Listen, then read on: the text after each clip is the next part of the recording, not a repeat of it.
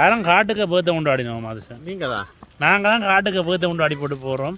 பார்த்தீங்களாண்டா இங்கே வேறு எல்லாரும் பெரியணும் பின்னால் கேக்கு வாங்க அந்த சும்மா அந்த கேட்டியோ கேட்க பார்த்தியோ கேக்கை பறித்து வடிவாய் செய்து போட்டு போகிறோம்.